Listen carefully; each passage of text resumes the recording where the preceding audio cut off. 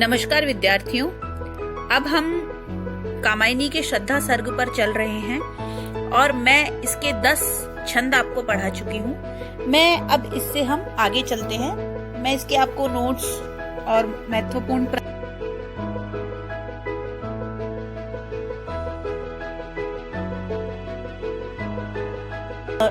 मैंने आपको बता दिया था कि जब श्रद्धा जो मनु को मिलती है और मनु एकांत निर्जन क्षेत्र में अभिषेक करते रहते हैं तो वह बहुत सुंदर श्रद्धा के रूप का चित्रण जो कवि प्रसाद अपने कामायनी में करते हैं। क्योंकि कामायनी श्रद्धा की नायिका है तो वह मनु के पास घूमते घूमते जाती है और वह मनु से पूछती है कि तुम कौन हो जो इस निर्जन एकांत स्थान में मिलते हो। उसी श्रद्धा के सौंदर्य का वर्णन करते हुए कवि प्रसाद कहते हैं, घिर रहे थे घुंघराले बाल अंश अवलंबित मुख के पास, नील घन शावक से सुकुमार सुधा भरने को विधु के पास। अंश अवलंबित माने कंधे पर पड़े हुए, नील माने नीले, घन शावक छोटे छोटे बादल, शावक जैसे छोटे छोटे बादल, सुधा माने हम सभी जानते हैं अमृत, और विधु माने चंद्रमा। कवि श्रद्धा के सौंदर्य का वर्णन करते हुए कहता है कि उस लालिमा युक्त मुख के पास ही कोमल और घुंघराले बाल फैले हुए थे। वह ऐसे लगते थे मानो नीले बादल के छोटे छोटे टुकड़े हों,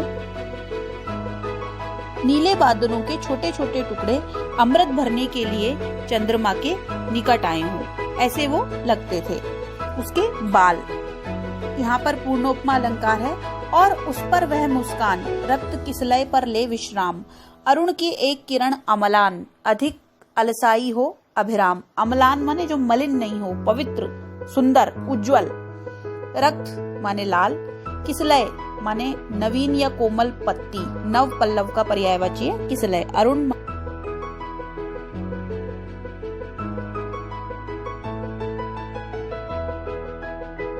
की मुस्कुराहट की शोभा का वर्णन करते हुए महाकवि जयशंकर प्रसाद कहते हैं कि उसके मुख पर एक स्वाभाविक मुस्कान थी जो कि प्रतीत हो रही थी मानो प्रातःकालीन उगते हुए सूर्य की कोई उज्जवल किरण लाल नवीन कोमल पत्तियों पर विश्राम करती हुई अंगड़ाई सी लेकर सुशोभित हो रही हो।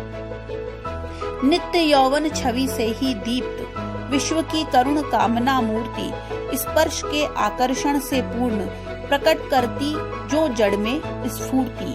श्रद्धा के सौंदर्य का वर्णन करते हुए नित्य यौवन माने सदैव रहने वाला यौवन, चिरस्थायी यौवन, छवि माने शोभा, दीप्त माने सुशोभित, करुण कामना मूर्ति माने करुणा से भरी हुई कामना की मूर्ति, कामना माने इच्छा, जड़ यानी कि चेतना हीन, स्फूर्ति माने चेतना। श्रद्धा के सौंदर्य का वर्णन करते हुए कवि जयशंकर प्रसाद कहते हैं कि उसका यौवन सदैव रहने वाला था और उस चिर यौवन की शोभा से वह सुशोभित हो रही थी, वह भोली थी। अतः ऐसा प्रतीत होता था कि वह संसार की करुणा से भरी हुई कामना की मूर्ति है। श्रद्धा के सौंदर्य को देख प्रत्येक के हृदय में उसे स्पर्श करने का आकर्षण पूर्ण रूप से प्रकट हो जाता था, क्योंकि उसके सौंदर्य में चेतनाहीनों को भी चेतन बनाने की शक्ति थी, अर्थात जड़ व्यक्ति को भी जो है वो स्फूर्ति प्रदान करने वाली वो श्रद्धा थी। जो यहाँ पे आया है इसलिए उत्प्रेक्षा अलंकार है, यहाँ संभावना व्यक्त की गई है। उषा की पहली लेखाकांत माधुरी से भीगी भरमोद, मोद भरी जैसे उठे सलज भोर की तारक द्युति की गोद। श्रद्धा के सौंदर्य का वर्णन करते हुए कवि कहते हैं कि श्रद्धा के मुख पर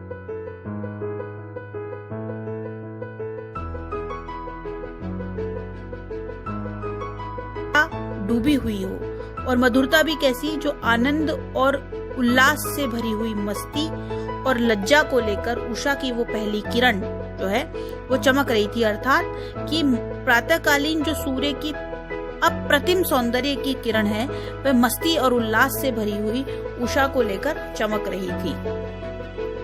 कुसुम कानन अंचल में मंद पवन प्रेरित सौरभ साकार, रचित परमाणु पराग शरीर, खड़ा हो ले मधु का आधार।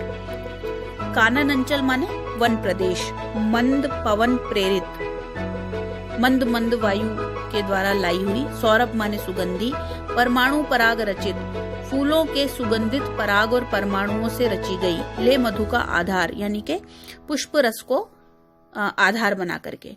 श्रद्धा के सौंदर्य का वर्णन करते हुए कवि प्रसाद कहते हैं कि श्रद्धा के शरीर से एक प्रकार की नारी सुलभ स्वाभाविक सुगंध आ रही थी, जिसे देखकर ऐसा प्रतीत होता था मानो वह फूलों से भरे हुए वन प्रदेश में से वसंत की मंद मंद पवन के द्वारा बहाकर लाई हुई सुगंधी की साकार प्रतिमा हो, है ना। सुगंधी परमाणु पराग शरीर माने सुगंधी की पराग की साकार प्रतिमा हो और पुरुष रस को आधार बनाकर पराग के परमाणुओं से उसके शरीर का निर्माण किया गया हो। यहाँ पर वस्तुत प्रेक्षालंकार है, संभावनाएं व्यक्त की गई है। आगे देखिए, और पड़ती हो उस पर शुभ्र नवल मधुरा का मन की साध,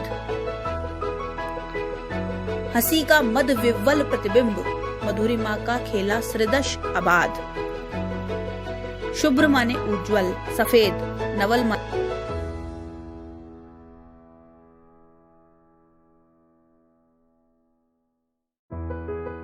मस्ती से चंचल मान मूर्ति, मधुरिमा माने माधुर्य, आबाद माने निर्विघ्न रूप से। श्रद्धा के सौंदर्य का वर्णन करते हुए कवि प्रसाद कहते हैं कि श्रद्धा के शरीर से जो सुगंधी निकल रही थी, उससे परे जो चंचलता और मस्ती से भरी हुई मुस्कुराहट थी, ऐसा प्रतीत होता था मानो वसंत ऋतु की पूर्णिमा की रात्रि पर नवीन चांदनी पड़ रही हो और स्वयं वह श्रद्धा मधुरिमा के रूप में होकर के, मधुरिमा बनकर के निर्विघ्न रूप से होठों पर मद से आकुल होकर प्रतिबिंबित हो गई हो। यहाँ उपमा और वस्तुत प्रेक्षालंकार है, मतलब पहले ऐसा लगता था कि वसंत ऋतु की पूर्णिमा पर रात्रि की चांदनी पड़ रही है और स्वयं मधुरिमा ही उसके होठों पर अबाध रूप से मद से आकुल होकर के चमक रही हो, प्रतिबिंबित हो रही हो। कहा मनु ने, जब उसने मनु से पूछा, हम श्रद्धा सर्ग पढ़ रहे हैं, तो जब उसने मनु से पूछा कि ये कौन है, क्या हो तुम, कौन हो तुम, तो मनु ने अब जवाब दिया, नभ धरणी बीच जीवन बना रहस्य निरुपाय। निरुपाय मन अनाथ, बिना किसी उपाय का। एक उल्का सा जलता भ्रांत, उल्का टूटे हुए तारे को कहते हैं, शून्य में फिरता हुआ असहाय, भ्रांत माने भटकता हुआ, शून्य में आकाश में निर्जन प्रदेश में भटकता हुआ सा फिर रहा हूँ। श्रद्धा की बातें सुनकर मनु ने कहा कि धरती और आकाश के बीच मेरा जीवन अनाथ होकर, निरुपाय होकर एक प्रकार से पहेली सा बन गया है।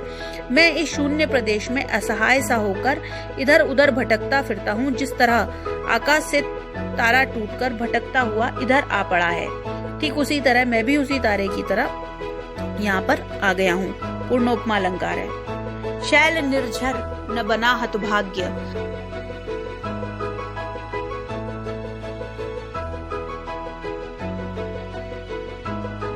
आह वैसा ही हूँ पाषंड, पाषंड माने पाखंडी या पत्थर की तरह। शैल माने पर्वत, हतभाग्य माने दुर्भागा अभागा, हिमखंड माने बर्फ का टुकड़ा। अपनी दयनीय दशा का वर्णन करते हुए मनु श्रद्धा से कहते हैं कि मैं उस भाग्यहीन पर्वत के समान हूँ जिससे कोई झरने की धारा नहीं फूटी, और मैं उस बर्फ के टुकड़े के समान हूँ जो कभी नहीं पिघला, समुद्र की गोद में जाकर नहीं मिटा, अर्थात जो पिघलकर दूसरे को सुख देने वाली नदी नहीं बना। मैं ऐसा ही पाखंडी हूँ जो स्वयं को और दूसरे को छलकर अपने जीवन को बेकार ही नष्ट कर रहा हूँ। पहेली सा जीवन है व्यस्त, उसे सुलझाने का अभिमान बताता है विस्मृति का मार्ग, चल रहा हूँ बनकर अनजान। व्यस्त माने उलझा हुआ, अभिमान माने अहंकार, विस्मृति माने भूल, अनजान माने अनभिज्ञ।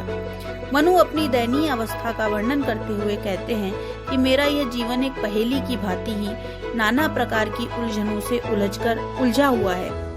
मैं बड़े ही अहंकार के साथ इन उलझनों को सुलझाने का प्रयत्न करता हूँ, परंतु मैं सुलझा इसलिए नहीं पाता हूँ कि मेरे सामने इन्हें भुला देने के अलावा और कोई रास्ता नहीं है। विस्मृति का मार्ग माने इनको भुला देने के अलावा, भूल जाने के अलावा और मेरे पास कोई रास्ता नहीं है, इन्हीं पर मैं चल रहा हूँ। और यही कारण है कि मैं एक अनजान अनभिज्ञ व्यक्ति की भांति इधर उधर भूल रहा हूँ, इधर उधर भटक रहा हूँ। पूर्णोपमा अलंकार है। भूलता ही जाता दिन रात, सहज अभिलाषा कलित अतीत। कलित माने सुंदर, सजल अभिलाषा माने कोमल अभिलाषाओं से युक्त, बढ़ रहा तिमिर गर्भ में नित्य दीन जीवन।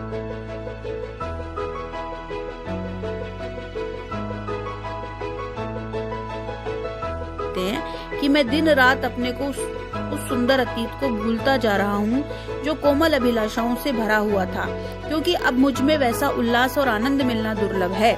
इसलिए मेरे इस दुखी जीवन का यह संगीत निरंतर गहन अंधकार की ओर बढ़ रहा है, अर्थात दिन प्रतिदिन मैं निराशा दुखी होता जा रहा हूँ, है ना। सहज अभिलाषा में विशेषण विपर्य अलंकार है और दीन जीवन का यह संगीत में रूपक अलंकार है। अब हम आगे चलते हैं। श्रद्धा सर्ग में जैसा कि मैंने आपको बताया, मनु जो हैं वो बिल्कुल निराश हत उपाय प्राणी के रूप में हमारे सामने उपस्थित होते हैं। ये श्रद्धा ही है जो उनको स्फूर्ति, गतिमान और द्युतिमान रहने का उपदेश देती है। इस श्रद्धा सर्ग के माध्यम से कवि प्रसाद ने संपूर्ण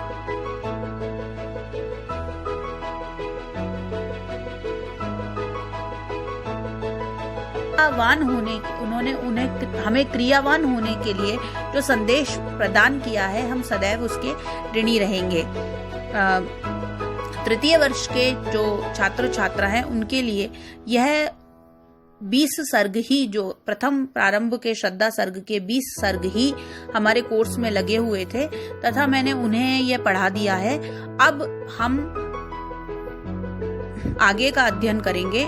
व्याख्याएं मैंने आपको दे दी है, नोट्स मैंने आपको दे दी है, छायावाद और कामायनी से संबंधित संपूर्ण लिखित मैटर मैंने आपको उपलब्ध करा दिया है। आप कृपया ध्यान पूर्वक इस अंश को, इस सब चीजों को पढ़ें और कामायनी से संबंधित प्रश्नों को, परीक्षा उपयोगी व्याख्याओं को हल करें। धन्यवाद।